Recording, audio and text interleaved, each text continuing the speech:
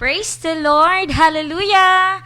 Isang pinagpalang Lunes po sa ating lahat mga kapatid. Welcome po sa ating programa tuwing Lunes, ang programa po ng Diyos. Kasama ko po ngayong gabing ito, Sister Michelle Gutierrez. Hello, Pastor RB.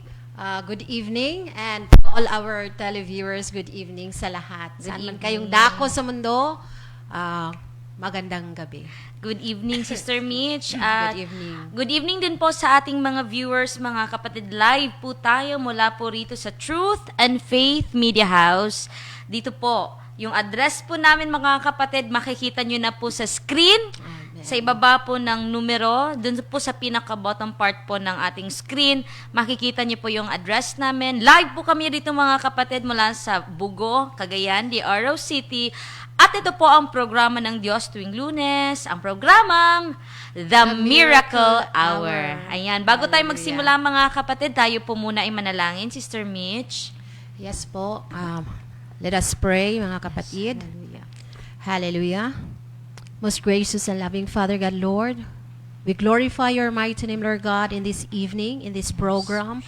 And Father God, Lord, we commit unto you, Father God, Lord, this program, even everybody that is in here, Lord God, we commit this program unto your mighty hand, Lord. And we acknowledge your presence, Father God, Lord, Holy Spirit. We invite your presence to be with us, Holy Spirit, to guide us. And even, Father God, Lord, help us, Father God, Lord, in this program, from the beginning till the end of this program, Lord God. Give us, Lord God, divine wisdom, knowledge, and understanding, Holy Spirit. We pray that you will give us a victorious program in this evening. And Father God, Lord, I cover this program, Lord God, the whole building in this Faith and Media House, Father God, Lord, I cover this, Lord God, with your precious blood. Even the word, Lord God, that we will be discussing tonight, Lord God, it is covered by your precious blood. Even every one of us, Lord God, that is in here, we cover them, Lord God, with your precious blood. And even, Lord God, our viewers who is watching right now, Lord God, we cover them, Lord God, with your precious blood. And Father God, Lord, we pray, Father God, Lord, that your divine light, Lord God, will overshadow every one of us, Lord God, who is watching, and everybody who is in this program, Lord God. And Lord, we pray, Father God, Lord, that you will guide us in everything, Lord God, that what we are going to be discussing, Lord God, in your word, to give you glory, Lord Jesus. Father God, Lord, we give you all the glory, the praise, and the adoration, Father God, Lord, for the victory in this program, Lord God, tonight. In the mighty name of Jesus Christ. Amen. Amen. Hallelujah. Mga kapatid, hindi po natin kasama si Pastor David po physically man dito sa programa, pero sa mga panahon pong ito, meron po siyang napakahalagang gawain po na kailangan po niyang asikasuhin. Kaya narito po kami mga kapatid, Sister Michelle at ang team, at higit sa lahat po ang Diyos na tagapagtaguhid po ng programa. Amen. Kasama po Yes. natin ngayong gabing ito Hallelujah. mga kapatid, dahil hindi po namin hindi sarili lang naming intensyon or hindi po namin personal na motibo ang gusto po namin ipahayag sa inyo ngayong gabing ito, kundi walang iba, ang salita po ng Diyos, ang kabutihan ng Diyos, ang kapurihan ng Diyos, mga kapatid. Kaya sana samahan nyo kami mga kapatid hanggang sa matapos po ang programang ito, kahit hindi po natin kasama si Pastor David, dahil mamaya po mga kapatid, we will pray together po mga kapatid. I believe yung prayer po natin, nakaagibat po ng ating pananampalataya ay napakalaki po nun ng magagawa. Amen? Amen. Binabati po natin yung ating mga viewers, Sister Mitch, sa Yes. kanilang mga tahanan, local man, dito Or man nasa po. abroad. Yes, doon man po kayo, andito man po kayo sa Pilipinas, or nasa abroad man po kayo, lalong-lalo na po sa ating mga OFW na nangungulila po sa kanilang mga pamilya sa abroad, at sa atin pong mga viewers din po na kahit hindi OFW, no, yung meron din po tayong mga ibang lahi na nanonood sa programang ito. Sana po mga kapatid, ang Diyos po na tagapagtaguyod ng programang ito will stretch forth His hand para kayo rin po sa inyong mga tahanan o kung saan man kayo ay ma-reach po ng kanyang pagpapala at ng kanyang Amen. kagalingan. Yes. Amen. Amen. Hallelujah. Kasi po mga kapatid, I believe and we believe there's no distance po when it comes to God, no? Amen. Hallelujah. Kapag ang Diyos ang Totoo. kikilos, wala pong distansyang tinitingnan ng Diyos. Amen. Hallelujah. And welcome pong sumali sa ating programa mga kapatid. Kahit ano man po yung relihiyon meron kayo, ano man po yung Anong denomination? yes, denomination or kahit na anong religious background meron kayo. Welcome po kayo sa programa mga kapatid. Welcome po. Lahat po tayo ay magkakapatid at wala po tayong tinitingnan na kahit anong grupo o relihiyon. Ang atin pong itinataas higit sa lahat ay ang Diyos po at ang kanyang Amen. salita. Yes. Amen? Bago po tayo dumako mga kapatid sa ating pag-uusap mamaya, ini-invite po namin kayo mga kapatid sa amin pong iba't ibang gawain dito po sa DPC Ministries DPC Ministries Shiloh House. Ayan. So, ang atin pong mga gawain mga kapatid ay meron po tayong mga midweek services, meron po tayong mga every Mga Sunday na core services, services.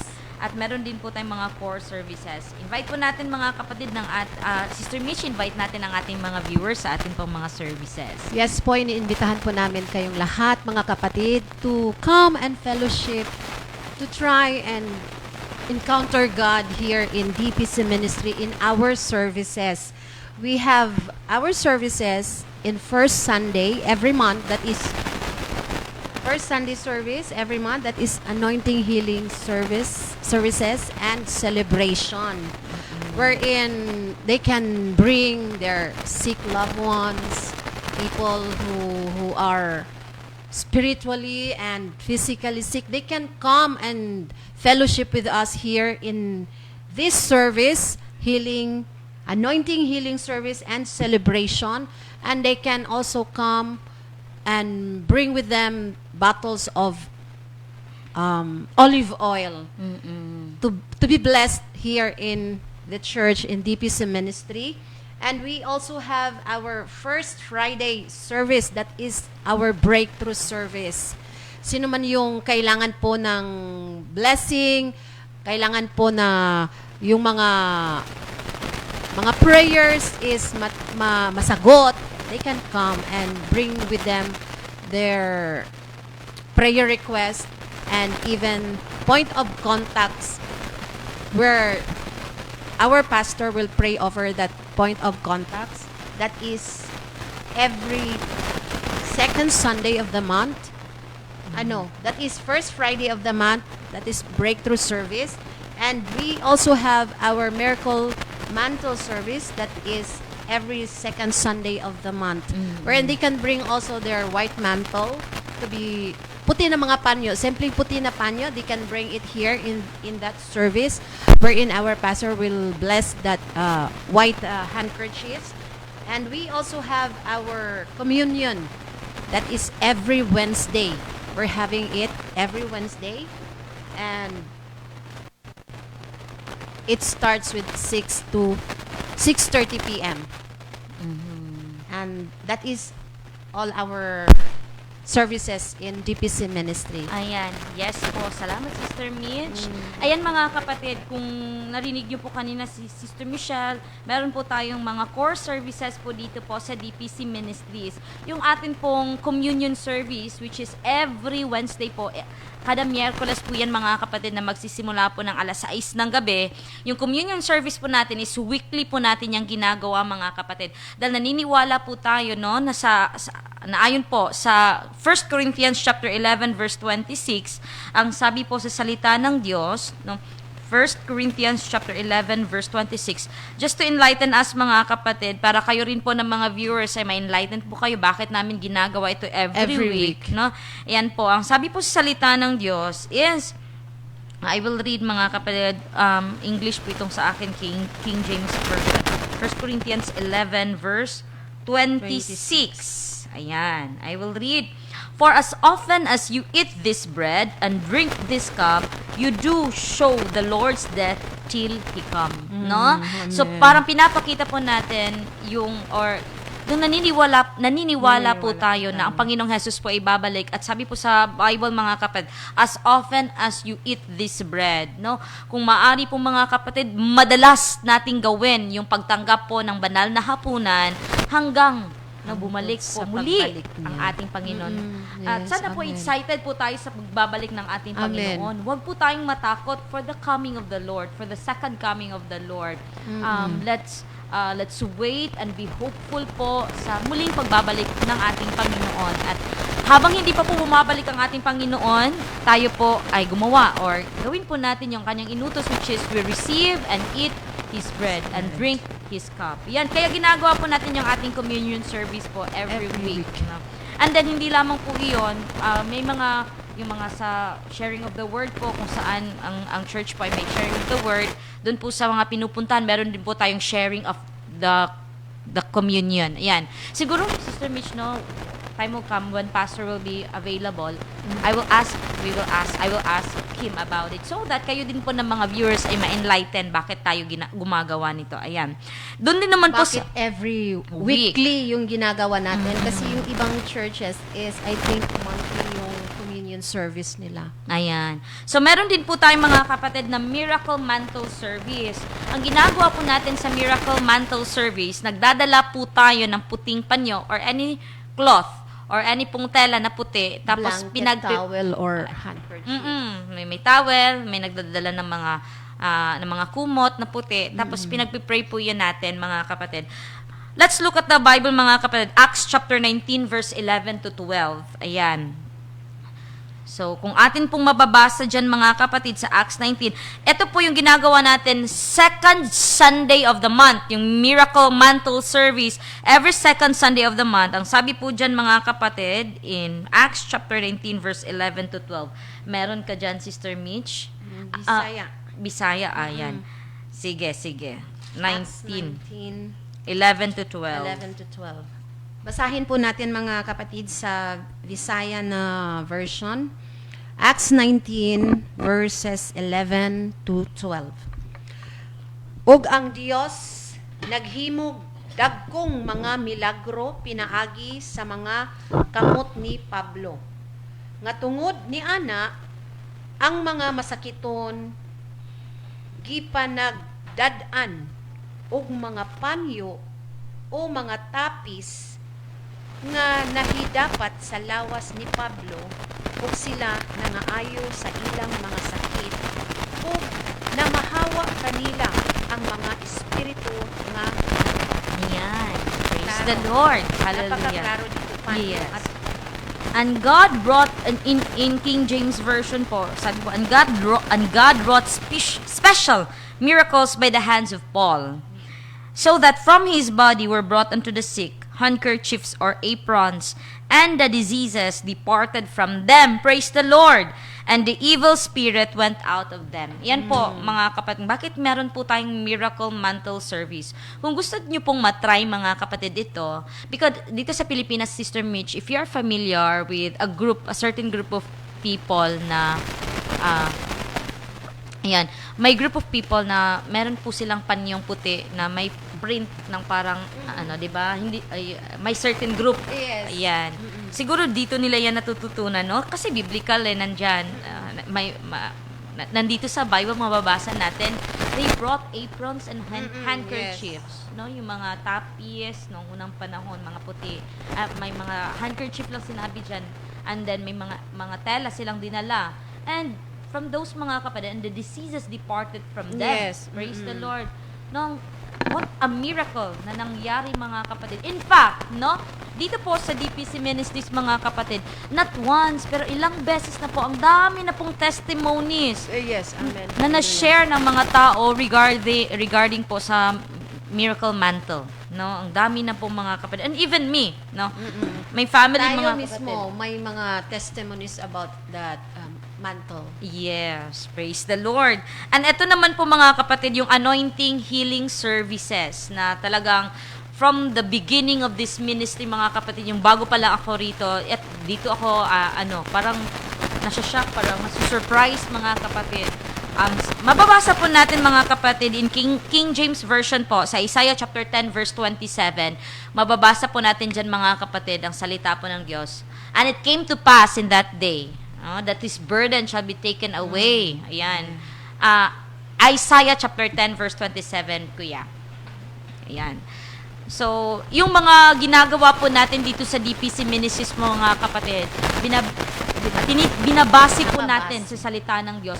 Because anything na gagawin po natin na hindi po siya makikita or Sa hindi po Bible. natin yan nababasa sa Biblia, wala pong kabuluhan iyon. It's not standing with God, no? Pero kung nasa salita ng Diyos, ginagawa natin ng buong pagmamahal at buong pananampalataya, God will honor it. And sabi po sa salita ng Diyos, and it shall come to pass in that day, in that very day, no? His burden shall be taken away from off thy shoulder, and his yoke from off thy neck, and the yoke shall be destroyed because of the anointing. Praise the Lord.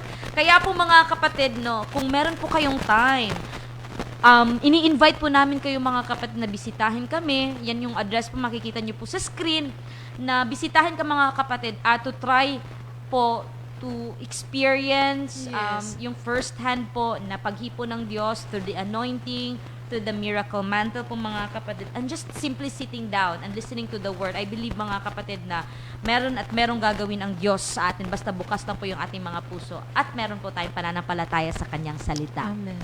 Ayan. At yung pinaka-favorite ko rin, Sister Mitch, na isa sa mga gusto Services natin na paborito is yung breakthrough, no? Amen, Breakthrough yeah. service. Kasi this is the only time that we could write our prayer requests. And also to be prayed by our pastor. Yung desire natin, yung ultimate For desire natin. for that month. Physical desire man yan mga kapatid, sa marriage man, or sa inyong mga anak, or sa inyong asawa, sa inyong negosyo. Yan po mga kapatid is the best time mga kapatid to write your petitions, your supplications, yun po mga desires niyo po na gustong makuha o gustong maangkin from the Lord in that certain month. Kasi every month yan every first Friday of the month. Ayan. So, pwede nyo pong isulat sa Breakthrough Prayer Request. And you know, every night, pinagpe-pray po yan ni Pastor David, mga kapatid, our request shall be answered by our God. Ayan. Amen. So, ini-invite din po namin kayo sa anong pong breakthrough service. At meron din tayong mga kapatid na isa din sa pinaka-paborito ko, and it is very close to my heart. Ito pong celebration. No? Celebration service na kasabay po ng anointing and healing service. After that service. Yes, this is the time that we just rejoice and dance in the presence of God. Amen. Because for me, no, music is very close to my heart. Siguro si Sister Michelle din, makaka-relate din yan. Napaka-close po ng music sa puso ko, mga kapatid. And at this the time na wala po tayong ibang iisipin, kundi ang magpuri sa Diyos, no? Ang bigyan Amen. po siya ng kaluwalhatian which He deserves to receive from us, na kanyang mga anak, na binibiyayaan tayo ng kalakasan, binibiyayaan tayo ng buhay, binibiyayaan po tayo ng hininga ng atin pong may kapal. Then He deserves to be praised, mga kapatid. Amen? So if you are just near, mga kapatid, malapit lang po kayo rito sa Cagayan de Oro, maaari po kayong mga kapatid na bumisita sa atin pong center. Experience kung gaano katotoo yung mga testimonies natin dito sa DPC. Yes. Amen. Meron din po tayong mga visitors, di ba mga kapatid, na meron din tayong marami na po tayong mga kapatid na talaga makaka-testify that God is working miracles in this place, mga kapatid. Ayan, hallelujah. Praise the Lord. Mga kapatid, pasensya na po if this segment for today, this episode for today for Our Miracle, Our Sister Mitch, hindi muna tayo mag-a-accept ng mga questions, no? Kapatid, serve na lang nila yung mga questions nila by next week. It's not that we can't answer your questions, mga kapatid, which is me, I am very glad, especially kung ang tao gusto niya talagang matuto. Ako mismo sa sarili ko, gusto ko yung mga tao that loves knowledge. So kung magtatanong siya sa akin, sasagutin ko rin naman siya dun po sa alam ko. And for this meantime, mga kapatid, kay Pastor David na lang muna natin yan. Kapag nandito na siya, you can reserve your questions, mga kapatid, Yes. pag nandito na si Pastor David. Ayan. Pero kung pag personally, ako tatanungin mo, I would be very glad to answer your questions. So kapatid, sorry po, pasensya na po, hindi po namin mai-entertain yung inyo pong questions for tonight. But next week na. Next week, reserve Yes. nila yung mga questions nila. Pwede nyo pong i-text ngayon and yung sa numero po na makikita nyo po sa screen. And then, next week po, very first question po na i-entertain natin yung question nyo po na i-send today. Ayan. Hallelujah. Pasensya na po talaga mga kapatid. But, we're here mga kapatid para i-share po sa inyo itong kagalakan na nasa puso namin mga kapatid. What we have is what we would share to you mga Yes. kapatid. Ano naman, parang, it's unfair, Sister Mitch, no, na mag-share tayo ng something that is hindi natin alam or wala sa atin. Kung parang nag-create lang tayo. Ayan, so, Hindi natin na-experience. kung anong meron sa amin ngayon mga kapatid, yun yung pong isi-share namin sa inyo. And I believe mga kapatid, I know and I believe na ang Diyos po mga kapatid ay meron po talagang gagawin for tonight mga kapatid as we open our hearts, all of us, kung bubuksan po natin ang ating mga puso po para sa Kanya at sa Kanyang salita. Dahil dito po mga kapatid, hindi po tayo mag-share something that go against the Bible, no? Lagi po tayong parang tinuturuan ni Pastor David na always look on the Bible. Tingnan po natin sa Bible. Kahit sabi niya nga, Sister Mitch, di ba? Even if sinabi niya yon, kung wala yun sa Bible, don't believe on it. Huwag nating... Huwag paniwalaan Ayan. ka agad kung wala naman, hindi naman nakikita sa Biblia. Yes, yun yung natin mga kapatid. Yun yung paninindigan natin. Whatever is in the Word of God, we will preach. Whatever is not in the Word of God, we will not. Ayan. Pero mga kapatid, meron lang akong katanungan. Siguro, Sister Mitch, tatanungin lang kita, no? And also sa atin pong mga viewers, mga kapatid, no? If we look at the world around us, no? Kung titingnan natin ang mundo, pero salamat sa Diyos dahil hindi tayo taga-mundo. If we look at the world, mga kapatid, grabe o sobra ang dami-dami po nating makikita sa mundo that would distract our faith, that would distract us mga kapatid, at halos ang laman ng balita sa radyo at sa telebisyon ay puro kaguluhan. Ayan. Mga distraction through environment, phenomenal distractions, Diba? baha, landslide, Ayan. lahat ng mga pasakit sa mundo na makikita na natin at na-experience ng karamihan din. Oo nga, yun yung nakikita Walang natin. exempted din yan, Christian man or hindi Christian. Hindi exempted ang lahat. Yes. Yun yung makikita natin sa mundo, mga kapatid. Ang dami-daming mga hindi magagandang mga bagay ang nangyayari. Pero, yung parang na-question ko mga kapatid ba, sa dami-dami ng mga nangyaring hindi maganda, sometimes because of that, hindi na natin nakikita yung magagandang mga bagay kahit maliliit lang because natatabunan na siya ng mga hindi magagandang bagay na nangyayari sa ating paligid. And that is the very main reason bakit puro frustrated ang mga tao ngayon. Yan yung very reason kung bakit ang taas na ng suicide, yung rate ng suicide, ang rate ng mga taong frustrated, depressed. Talagang may nagkikitil sa buhay. At yung usong-uso ngayon mga kapatid, which I would not accept, is yung sinasabi nila na mental health, yung mental health problems na talagang talamak ngayon mga kapatid. Meron nga ako nabalitaan, no, isang 15-year-old girl na sa Cebu na tumalon siya sa isang condo kasi nabubuli siya Yun. ng kanyang mga Classmates. friends and Saka ng kanyang karelasyon. Boyfriend. 'Di ba? Ang bata pa niya, 15 years old, tapos nagbo-boyfriend and then nakatira sa condo, tumalon siya mula sa condo nila mga kapatid, which is very, very sad. Napakalungkot na may mga tao po mga kapatid na nakaka-experience po ng ganitong mga bagay. But I'll tell you mga kapatid, na sa Diyos po mga kapatid, sa Kanya po mga kapatid, makakahanap tayo ng kapahingahan at totoong kaligayahan. Amen? Yes. Amen. Ayan. Siguro, Sister Michelle, you would agree with me that yung very yung sa dami ng mga hindi magagandang nangyayari sa mundo ngayon, bilang isang ina, pinagpapasalamat natin lagi na nakikita natin ang ating mga anak na malakas, walang karamdaman, di ba? As a mother. Di ba yung joy natin? Siguro yung iba, hindi ko alam, but for me, yung greatest joy ko is makita ko yung mga anak ko na malakas, free from any sickness, at saka Out from danger, from trouble. yung maliksi at walang karamdaman, walang sakit na yun yung joy ko, yung aking mga anak, mga kapatid. Yun yung parang dito sa mundo, pero wala nang ibang joy kapag nandyan ka sa presensya ng Diyos, 'di ba? But for me, bilang isang ina, no, nagbibigay ng kalagayahan sa ating mga nanay at mga magulang na nakikita natin ang ating mga anak na malusog, 'di ba? Hindi para sa akin lang, this is the parang sa akin yung hindi siguro sikreto.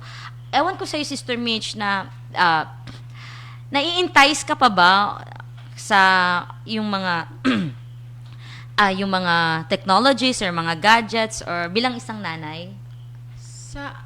Siguro sa akin noon, yung nasa sanlibutan pa ako, parang gusto ko yan, pero nung tinanggap ko si Jesus Christ at talagang totoong binago niya ako, ngayon parang kontento na ako kung ano ang meron sa akin. Amen.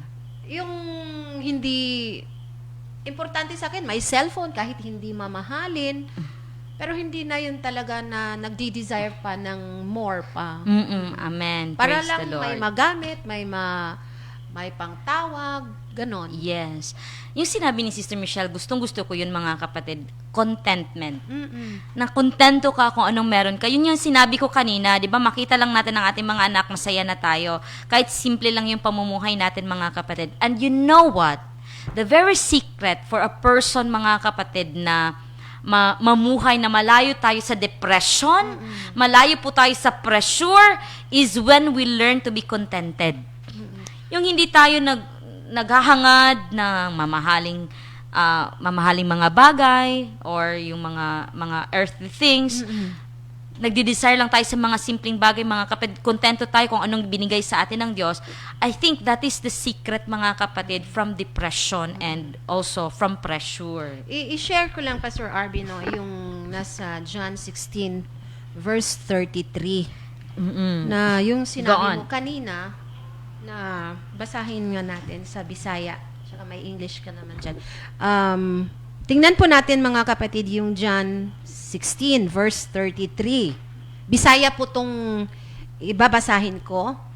Gisulti ko na kini kaninyo, aron nga dinhi kanako makabaton kamog kalinaw, that in Him we might have peace. Amen. No? At ang peace ay maaangkin lang natin, ma-experience natin through Jesus Christ. Praise the Lord. Dinhi sa kalibutan, aduna kamoy kagulanan, apan sumalig kamo, gidaog ko na ang kalibutan. Praise the Lord. So ito, aside from contentment, peace also we will experience through Jesus Christ. Yes. Yun yung pinaka-the best, mga kapatid. Pag nandyan na tayo, meron na tayong Panginoon sa buhay natin. One thing na hindi lang contentment, meron din po tayong peace. No, yun po na ibibigay ng Diyos sa atin kapag nasa Kanya tayo, mga kapatid. Nasa presensya tayo ng Diyos. And you know what, mga kapatid? If the world troubles you a lot, kung ikaw ay nahihirapan na sa mundo, you feel that you're very you feel very down, nade-depress ka, aligaga ka lagi sa buhay, mga kapatid. Wala na pong ibang paraan para maging malaya tayo dyan but to draw near unto God. Yes. Lumapit po tayo sa Kanya dahil bibigyan po tayo ng kapahingahan ng Diyos. Kasi sabi po sa Mark chapter 8, no, verse 36, sabi po dyan sa salita ng Diyos, I will read po, no, in my Bible, for what shall it profit a man if he shall gain the whole world and lose his own soul? Amen ba yan mga, amen ba para dyan mga kapatid? Mark chapter 8. Mark chapter 8 verse 36. Ano po bang kahalagahan na makuha po natin ang kayamanan sa buong mundo? No, rich po tayo in resources, in money, in possession, in fame, in authority. Rich po tayo dyan. We gain the whole world. The world love us so much, but loses the soul, no, in eternal damnation. Ano po bang makukuha? Ano po bang mas mahalaga? Yung maangkin po natin ang mundo, tapos in the end, after we gain everything mga kapatid, kasi nga, sobra tayong nagde-desire for something, no, in this world, tapos nalilimutan natin yung pinaka-vital na dapat nating alagaan, which is our soul. No? Kumusta na yung atin pong mga kaluluwa, mga kapatid? If you are not yet contented for those mga mga material na mga bagay, kung ano meron ka mga kapatid, it's very dangerous. Isa kasi yan, mga Sister Mitch, isa kasi yan ginagamit ng devil, no? To entice people. Para madala niya. Si Jesus nga, Yes. sinubukan ng devil. Na if you worship, sabi ng devil, sa Matthew po chapter 4, sabi ng devil kay Jesus, na kung i-worship lang siya ng devil, ibibigay ng devil sa kanya ang buong sanlibutan. Pero salamat dahil si Jesus, no, mga kapatid, showed the perfect example, mga kapatid, na talagang finight niya yung temptation ng devil. If Jesus was tempted by the devil, ano po tayo? Who are we? Na hindi iti-tempt din ng devil. Kahit sabihin natin, ay, hindi, malayo na ako sa temptation kasi very mature na ako as a Christian. Or, ay, malayo na sa temptation because may titulo ka na sa simbahan, may position ka na sa simbahan, you know the Bible, you memorize the Bible. Tsaka yung temptation din ng devil, Pastor RB, is lahat magaganda. Sa ating paningin. Hindi siya magbibigay ng temptation na pangit sa paningin.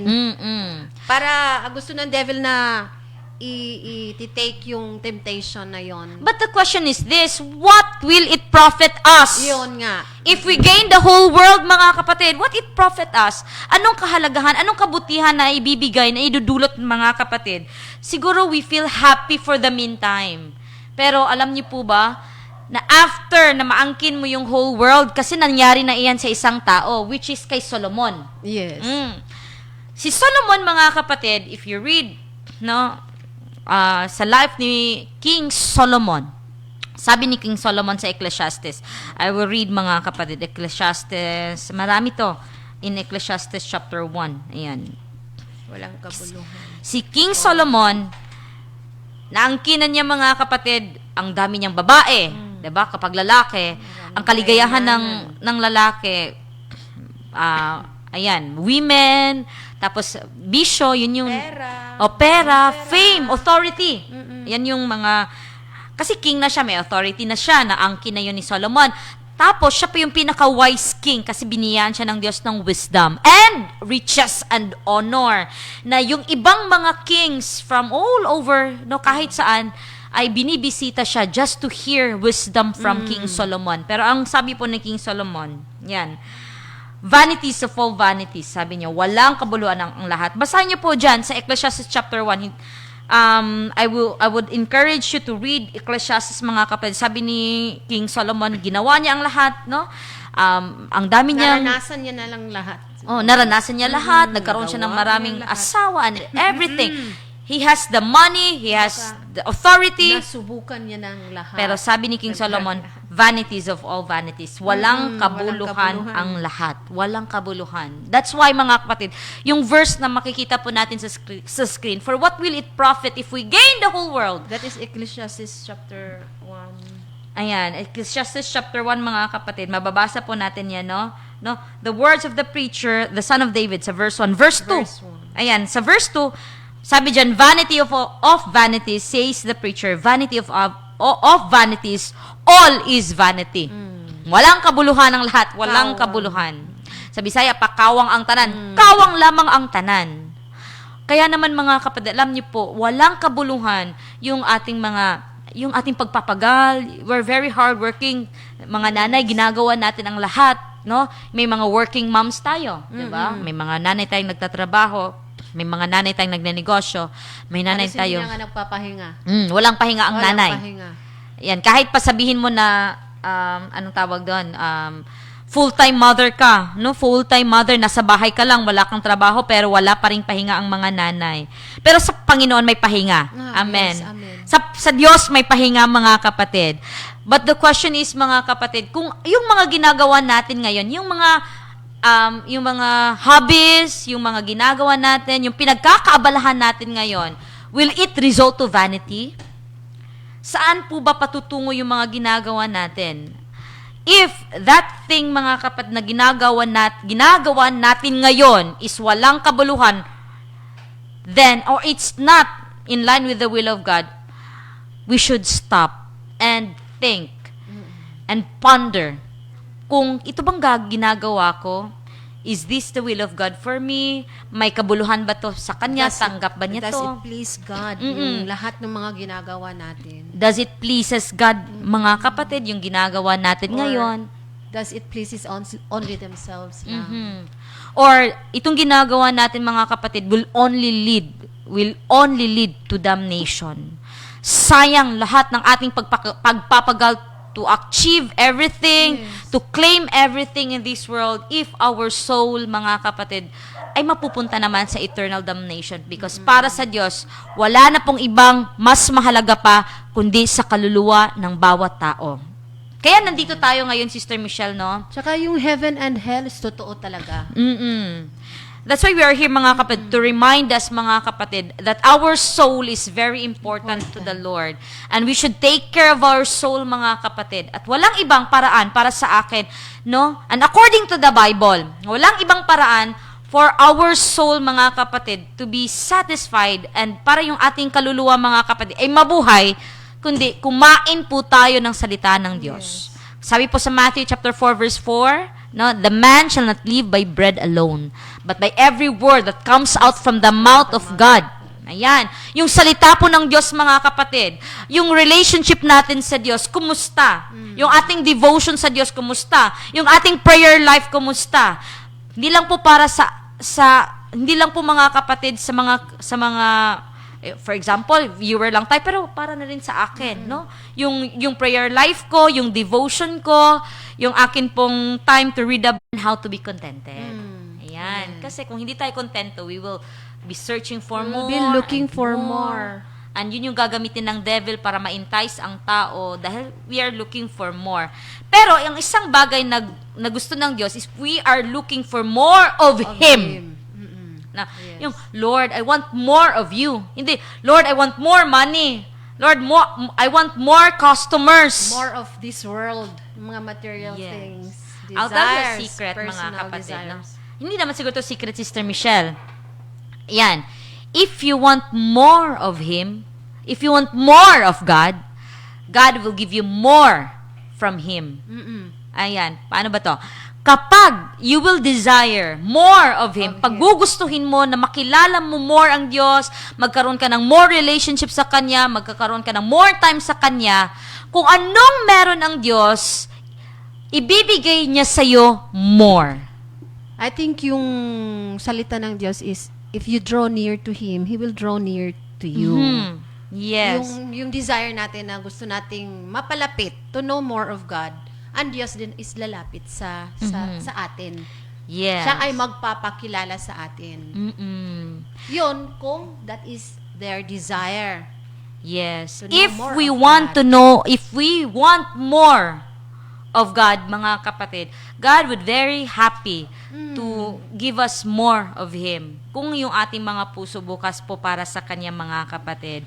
And you know, ang tao po na marunong makontento at magpasalamat sa mga bagay na ibinibigay ng Diyos sa Kanya, nagagalak po ang Diyos sa Kanyang buhay. Amen? Amen.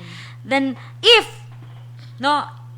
kung tayo ay makontento po, mga kapatid, example, we are contented by, kung sa buhay na binigay ng Diyos sa atin, nagpapasalamat tayo. Because if we are contented, we know how to be thankful.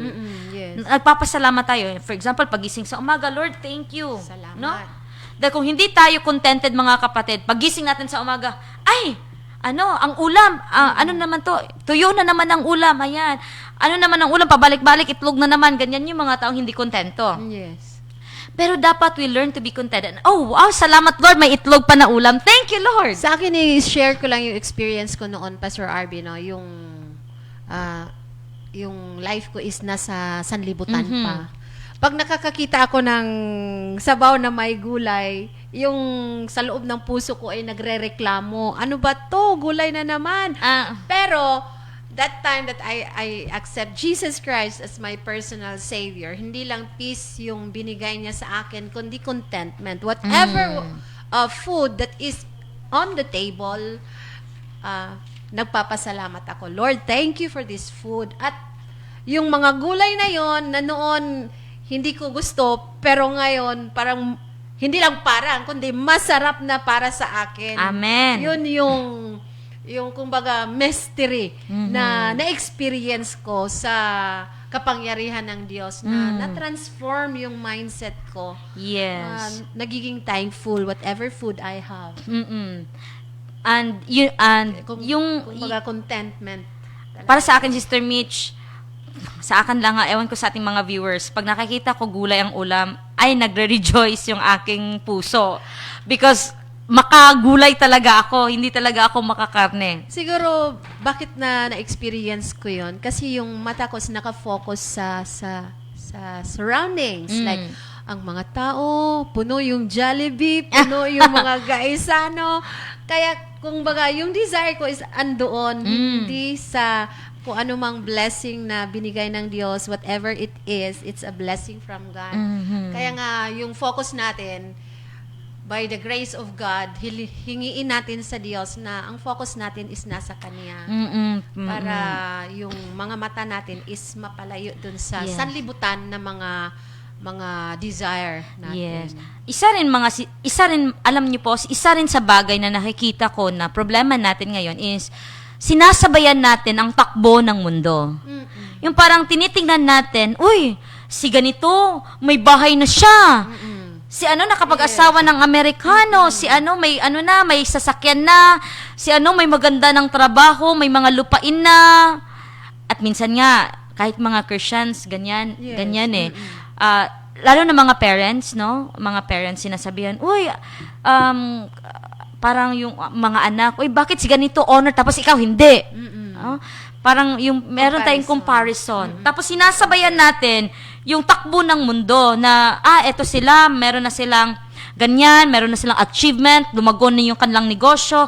I tell you mga kapatid, sa Panginoon po, no, meron po tayo kanya-kanyang time frame. Yes. May kanya-kanya tayong panahon.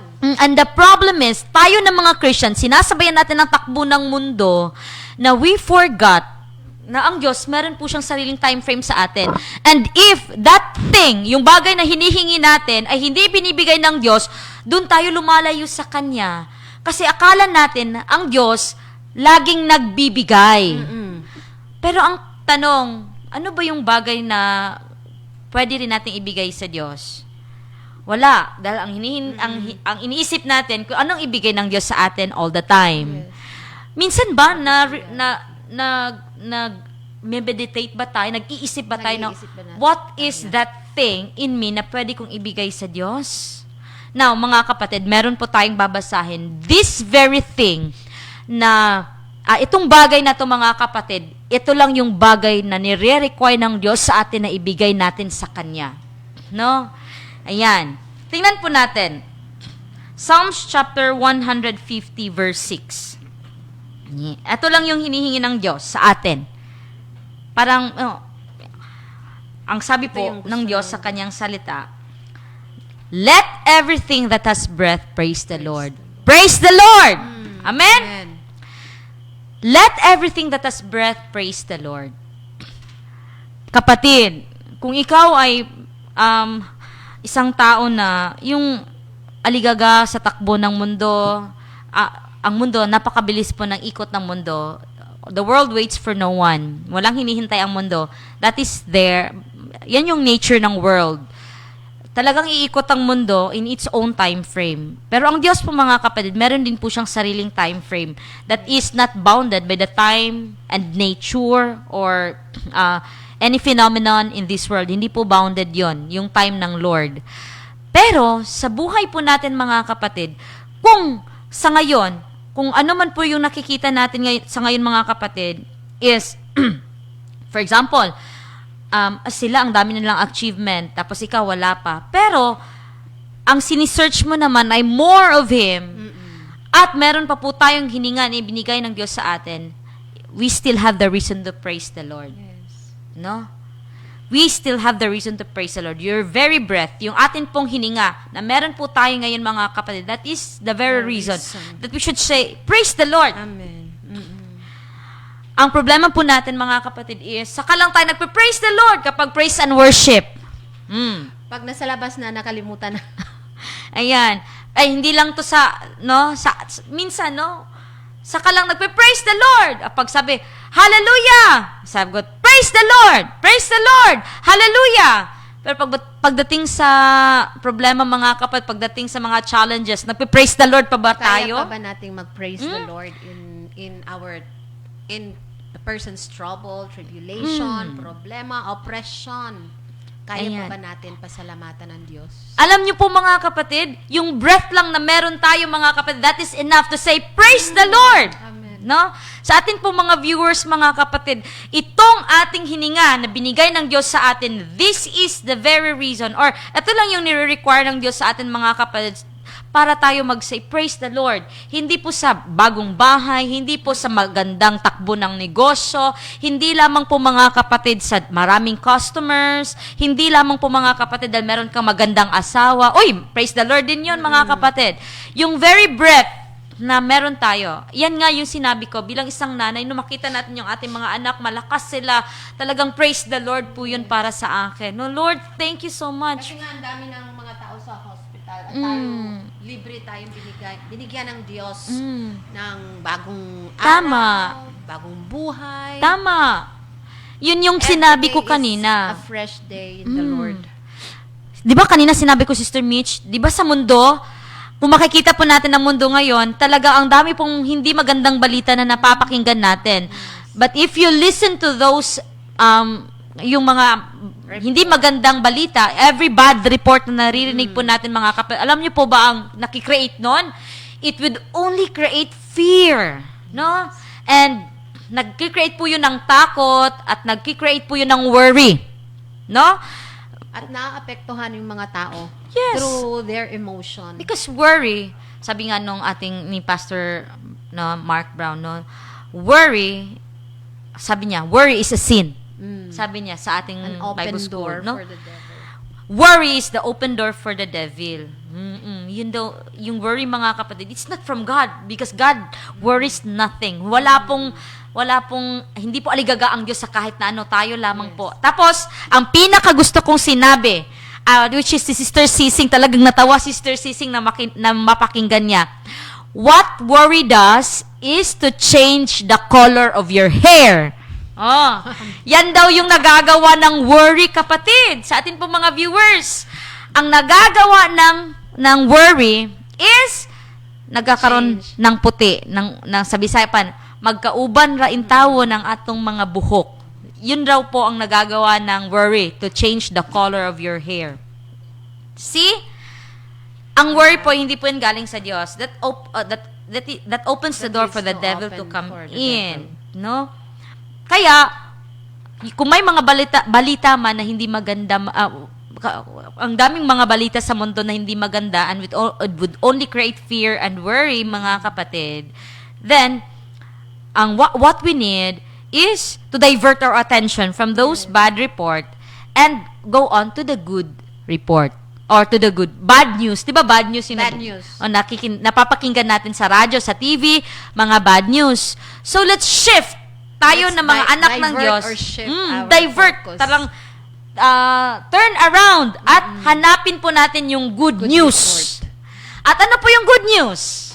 Salita ng Diyos. Amen. Ang salita ng Diyos, yun po yung good news. At doon po tayo maging abala. Gawin po nating pagkakaabalahan yung good news na mula po sa salita ng Diyos. Huwag po nating pagkaabalahan ang buhay ng ibang tao. Si ganito, si ganyan.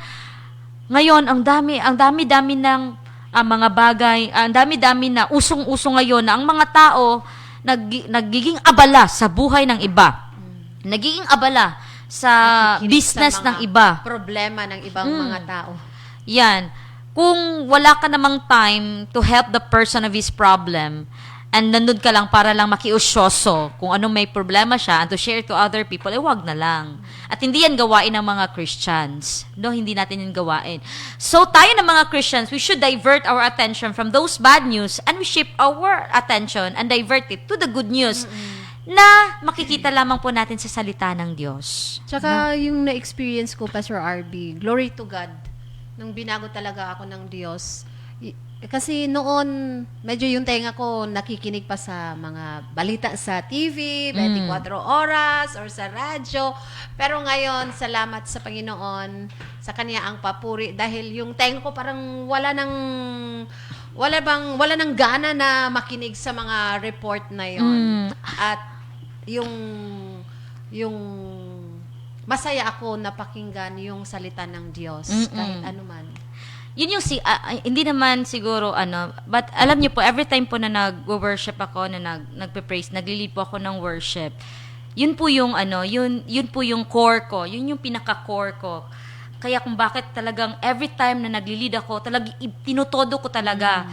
Anything, kahit may problema ako, kahit may pinagdadaanan ako, hindi ko yan dinadala when I stand on the pulpit and praise the Lord. Talagang nagpapasalamat lamang ako. Yung very first thing na pinagpapasalamat ko sa Diyos, no, is buhay pa ako, malakas ako, ang mga anak ko malakas, no, binigay sila sa akin ng Diyos, yung pamilya ko malakas, no, walang ni sa amin mga kapatid is in the point or is in the valley of death. Yun, yung parang walang ni isa sa mga mahal ko sa buhay na yung parang may mga challenges sa health, yung ganun pa. Yun yung pinagpapasalamat ko sa Diyos, mga kapatid. That yung very breath na binigay ng Diyos, binibigyan pa ako ng pagkakataon ng Diyos na mabuhay. Kaya talagang praise the Lord talaga lagi yung attitude ko. No? Every time na nag-worship ako sa Kanya. At hindi lamang kapag kumakanta ako, but also kapag may challenges tayo. May nagtatanong sa akin na, yung may nagko-comment, Sister Mitch, ngayon ko lang ito i-share, lagi lang sinasabi, bakit iba yung kanilang pakiramdam kapag yung parang naglilid ako ng worship or ng praise. Sabi ko, wala naman akong ibang technique, wala naman akong technique na ginagamit. Pero ang ginagawa ko, every time naglilid ako ng worship or ng praise and worship is, talagang inaalis ko anything, yung mga problems, yung mga worries, lahat inaalis ko sa puso ko.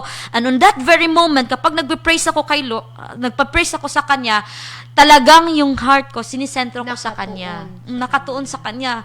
How God is so good. How great He is. How powerful He is. How loving He is. How forgiving He is. Yun yung iniisip ko na, Lord, ang bait mo.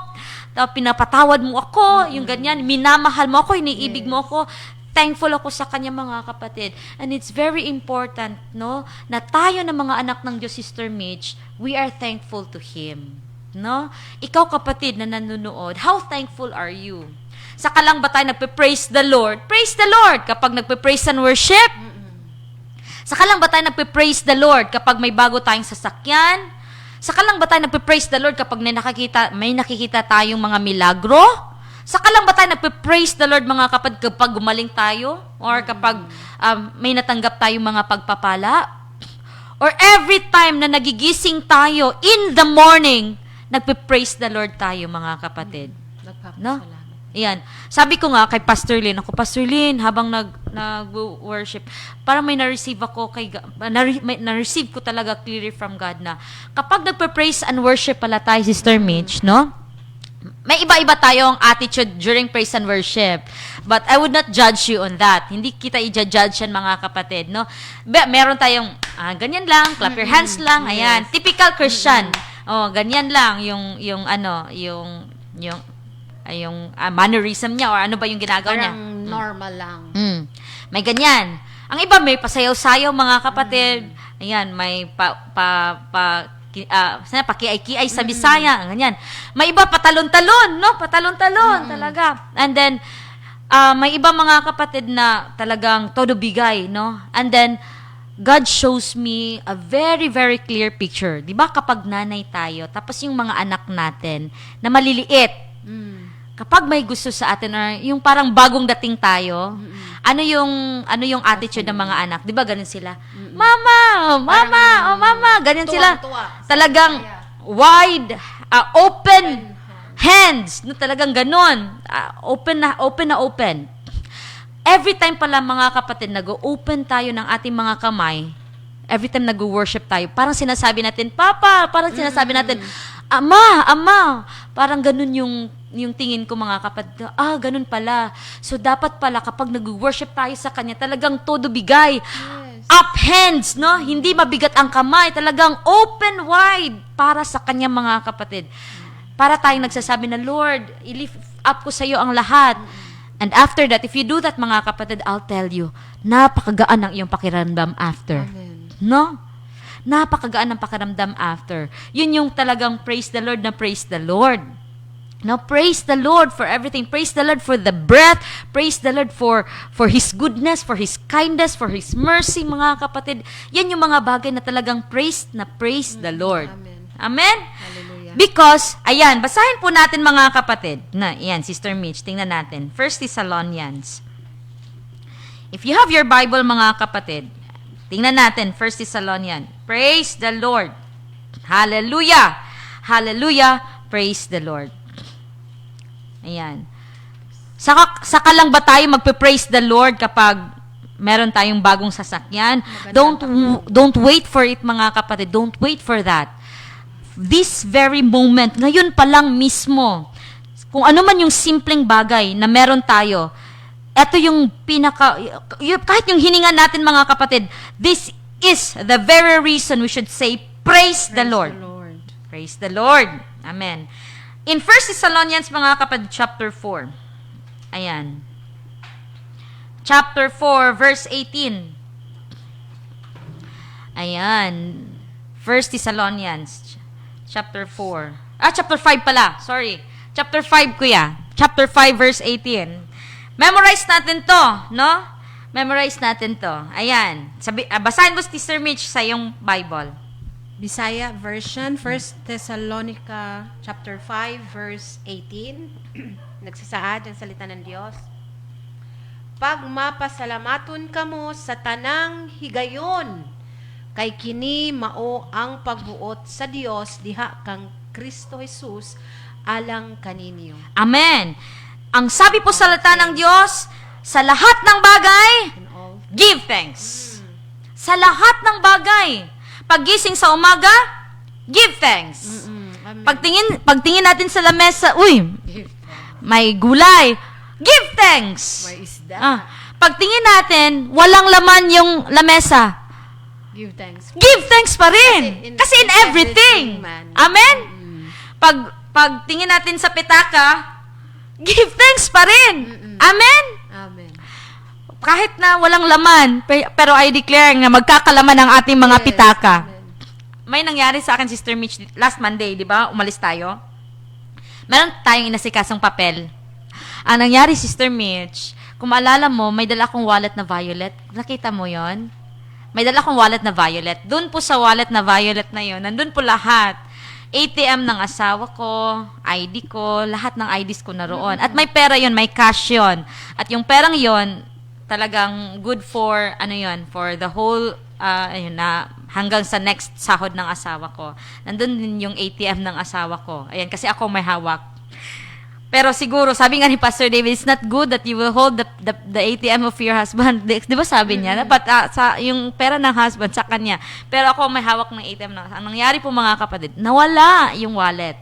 That time when we are in Hindi ko alam kung saan nawala, Sister Mitch. Nawala. Yung pera nandun, may mga anak ako, nawala yung wallet na yun. Pero, siguro naging naging danghag in Bisaya, no?